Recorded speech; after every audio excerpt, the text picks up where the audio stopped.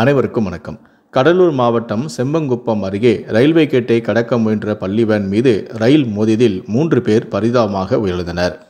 இந்த நிலையில்தான் விபத்துக்கு முன்பு என்ன நடந்தது என வேன் டிரைவர் தற்போது பகீர் வாக்குமூலம் அளித்திருக்கிறார். இதை பற்றி தான் நம்ம இந்த வீடியோவில் டீட்டெயிலாக பார்க்க போகிறோம். இந்த வீடியோக்குள்ளே போகிறதுக்கு முன்னாடி உயிரிழந்த 3 பேருடைய ஆன்மாவும் சாந்தியடையும் அப்படின்னு நினச்சிங்கன்னா இந்த வீடியோக்கு ஒரு லைக் பட்டனை ப்ரெஸ் பண்ணிடுங்க. முடிந்த அளவுக்கு இந்த வீடியோவை மற்றவங்களுக்கும் ஷேர் பண்ணுங்கள். இது வரைக்கும் அந்த சேனல் நீங்கள் சப்ஸ்கிரைப் பண்ணாமல் இருந்தீங்கன்னா மறக்காமல் சப்ஸ்கிரைப் பண்ணிக்கோங்க. கூடவே அந்த பெல் சிம்பிளையும் மறக்காமல் கிளிக் பண்ணிக்கோங்க. சரி, வாங்க இப்போ நாம் வீடியோக்குள்ளே போகலாம்.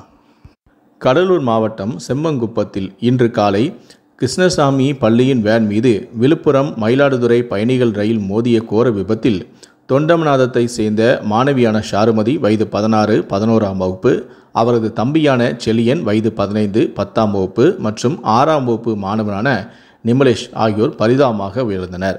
மேலும் இந்த விபத்தில் சில மாணவர்களும் கடுகாயமடைந்து கடலூர் அரசு மருத்துவமனையில் சிகிச்சை பெற்று வருகிறார்கள். விபத்து நடந்தபோது ரயில்வே கேட் திறந்த நிலையில் இருந்ததாகவும் கேட் மூடப்படவில்லை என்றும் வேன் ஓட்டுநரான சங்கர் வயது 47 என்பவர் தன்னுடைய வாக்குமூலத்தில் அவர் தெரிவித்திருக்கிறார். அந்த வாக்குமூலத்தின் வீடியோவில் நான் கேட் கீப்பர் பங்கஜ் சர்மாவிடம் எதுவும் பேசவில்லை என்றும் கேட்டை மூட வேண்டாம் என கூறவில்லை என்றும் அவர் உறுதியாக கூறியுள்ளார்.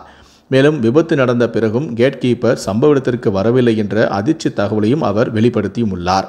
இந்த விபத்து செம்பங்குப்பத்தில் உள்ள நான் இன்டர்லாக் ரயில்வே கேட்டில் நிகழ்ந்தது. இதற்கு தொலைபேசி மூலமாக தகவல் பெறப்பட்டு கேட் மூடப்பட வேண்டும். ஆனால் ரயில் வரும் நேரத்தில் கேட் மூடுவதற்கு தகவல் முறையாக அளிக்கப்படவில்லை என்ற சந்தேகம் எழுந்துள்ளது. பொதுமக்கள் கேட் கீப்பரான பங்கஜ் சர்மாவின் அலட்சியமே விபத்துக்கு காரணம் என்று குற்றம் சாட்டியுள்ளனர். மேலும் அவர் தூங்கியதாகவும் கூறப்படுகிறது. இதனால் கேட் கீப்பர் சஸ்பெண்டும் செய்யப்பட்டுள்ளார்.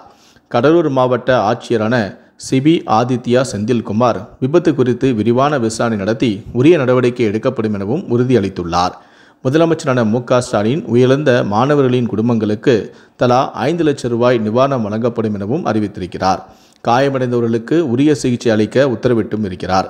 இந்த விபத்து ஆளில்லா ரயில்வே கேட்டுகளில் பாதுகாப்பு விருதிகளை மேம்படுத்த வேண்டும் என்ற கோரிக்கையை வலியுறுத்தியுள்ளது.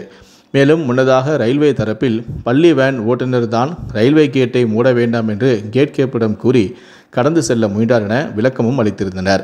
ரயில் வருவதை அறிந்த கேட் கீப்பர் கேட்டை மூட முயற்சித்த போது வேன் ஓட்டுநர் தான் அவசரமாக கடந்து செல்லும் வரை மூட வேண்டாம் என்றும் கூறியுள்ளார்.